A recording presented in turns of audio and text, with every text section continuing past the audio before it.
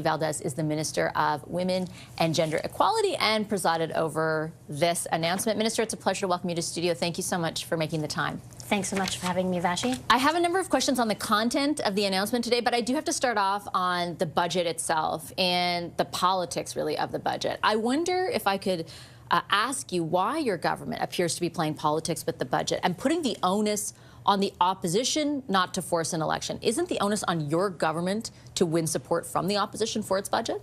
Well, our government, Canadians elected our government to make sure that we're keeping Canadians safe and we're making sure to strengthen our economy.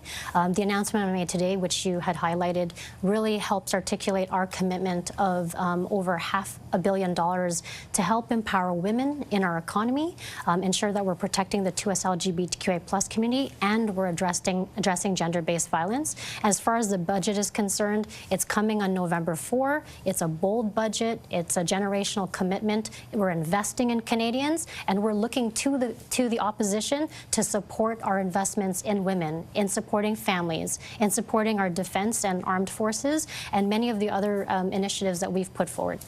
Why are you accusing them as a government, though, of trying to force an election if they don't, on the face of it, support the budget? Like, don't they have their own interests, their own constituents to represent? Like, is the onus, again, with respect, Minister, not on your government to win that support rather than the pressure on the opposition to just comply with whatever your government puts forward?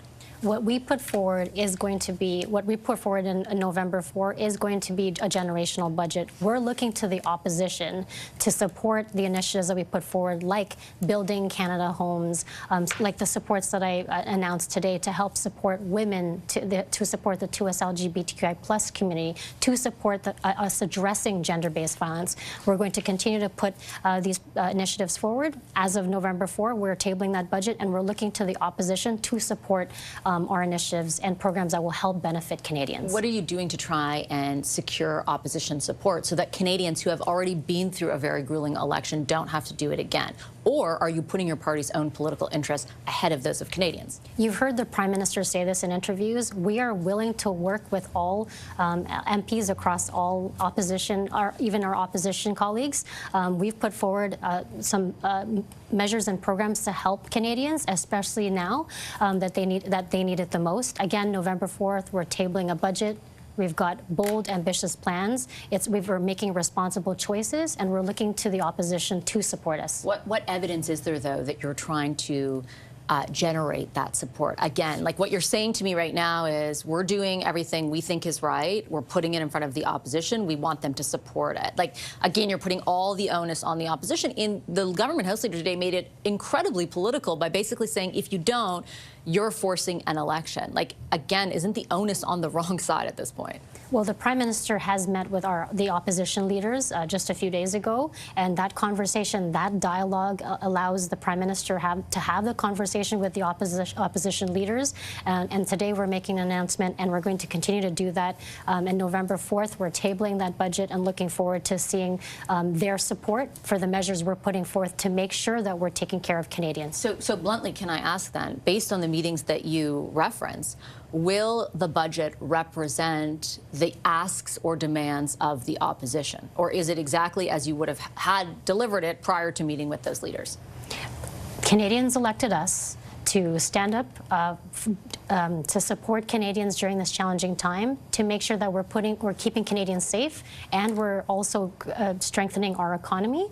Given everything that's going on with the U.S. tariff situation, we're going to continue to do that, whether that's building Canada homes, whether it's the supports that I announced today, whether it's supporting our defense, our national building infrastructure projects that we've announced. We've put forward many programs and supports to ensure that we're investing in Canadians. Again, we look on November 4 for the opposition to support us on November 4. Respectfully, though, Minister, that doesn't answer my question, which was, will the budget reflect the asks of the opposition parties? You keep saying we'll look to the opposition to support it. I get it. You've said it multiple times. My question is, will the budget reflect any of the asks of the opposition? Again, the Prime Minister has had dialogue with opposition leaders. They've had that conversation and shared their feedback. We're going to continue to put forward the expectations that Canadians have put on us, which is to keep Canadians safe, which is to grow and strengthen our economy, and we'll continue to do that. I'm not sure that's an answer to the direct question, but I want to move on to the substance of your announcement today. You have assigned $382, as I mentioned in the introduction, $0.5 million over 5 years, then $76.5 million annually to, quote unquote, revitalize efforts to advance women's equality in Canada. How will you measure if that money does that? Yeah, that's a great question. So through these investments, we're going to help empower women's organizations. Typically, it's through a call for proposals. We'll put the call for proposals out, and we will work directly in those different agreements that our wage ministry has with organizations, and we'll have continual dialogue with them, open communication to make sure that we're tracking towards those goals. So what are the objectives? What are the goals, though? The goals, again, is to strengthen and empower women in our economy. There's many different things that we're looking for, making sure that these initiatives are helping strengthen women in leadership, helping strengthen women in our economy, helping support women on the ground with whatever they need to make sure that they're able to step up into leadership roles, that they can contribute to our economy. And in many different ways, we're also tackling, as I mentioned it earlier, gender-based violence. We can see that it's very prevalent all across this country, so we're going to continue to invest to make sure that we're supporting those initiatives and programs. What I heard there was a sort of, qualified description of objectives. The Prime Minister has repeatedly said that your government will be about results, not just objectives. Can you quantify what those results look like? I'm not taking away from the intent behind that. I don't think there's anyone watching who wouldn't want to see what you just described actually happen. But what exactly will this money accomplish? Will it mean X more women in positions of leadership? Will it mean, more women in financial roles? Like, I don't understand what this money is actually going to do. Absolutely. So we're going to make sure that, again, through the different call for proposals that we put forward with the organizations, the national women's organizations on the ground, and the 2S LGBTQI+ organizations, we will work, with the call for proposals, we look to them to create proposals. Once the proposals are approved, those are agreements that we've put in place, and we hold those organizations account for what they've committed to put forward to us. But those are just programs, right? Again, I don't hear anything about results. And I'll point to, for example, one of the programs you mentioned in today's press release, which was a Women's Economic and Leadership Fund. I believe the initial call for proposals closed back in November of 2023. $47 million has been doled out. What has come of that money? Again, with the organizations that we've heard feedback from, it's really helped empower women on the ground. It's helped provided them with the supports that they need to help strengthen the community. And the national organizations, which I want to give a big shout out to, they know exactly what they need within their own respective regions. It's really important that we help enable that through the funding, and they are there on the ground to help support, enable women, increase leadership. Again, you mentioned leadership positions, yes, but it's just empowering those women on the ground to support them. But how do you know that that's the case? Like, you're saying we give them money and women feel more empowered. How do you measure that? Again, I'm not taking away from the intent behind that or the objective, but I'm using the Prime Minister's own words. This government will not be like the last. It will be about results over objectives, not just talking about what we hope happens, but actually measuring results. Nothing you have said today about more than $380 million of taxpayer money. It allows for those taxpayers to quantify what that money is going to do. Again, it's going to be based on the agreements that we have with those organizations. We will set those metrics depending on the different programs that they support.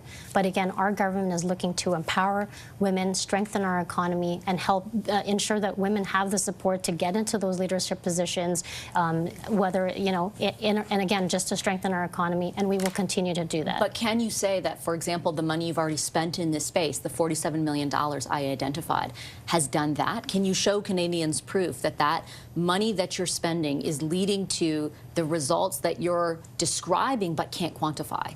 Again, I'm happy to share and provide that afterwards, but I can assure you... But this is the program before, from 2 years ago. Absolutely. This is a continuation you're announcing today, more money for a program that already exists. Did that program work? Absolutely, and it's a testament to that. I mean, I've met with organizations on the ground, and they share with me the importance of ensuring we are supporting women, that we are supporting them, and whether it's creating a more inclusive environment for women in the workforce, in entrepreneurship, and supporting them to empower women to again, as women are supported, it's going to strengthen our economy, build the strongest economy in the G7, which is what our government is committed to doing. And again, I'm not against the idea as a woman, certainly, of full participation and maximizing economic growth. And I'm not trying to belabor the point. But your government is about to, as you said, make generational investments, right? The Prime Minister on numerous occasions has said that this will be about investing wisely and spending less. I have asked a series of very simple questions about where this money is going and what results it will achieve. Again, against the backdrop of what the Prime Minister has promised Canadians. Is there a point at which you plan to offer a metric to assess that to Canadians, or are you just going to keep saying, hey, I promise you this is doing good things? It is doing good things. It's helped tens of thousands of women already across the country. I've met with them, and I've heard directly from them, as well as with the organizations we're working with. We're strengthening that network to help support them, and we're going to continue to invest in women. Ultimately, we know the times of what's happening today. The more that we can ensure that we're building an inclusive space for women and girls to participate, the stronger our economy will be. To be fair, do I read into that there will be no objective assessment of whether or not this is doing what it's supposed to do, other than what people are telling you? Well, again, like I said, it's based on the agreements that we have with each individual organization that puts forth proposals. And then again, we will, based on each of their proposals, we will track and measure their success based on what they've put forward to us. Okay, I'll leave it on that note. Minister, I appreciate your time very much. Thank you. Thank you.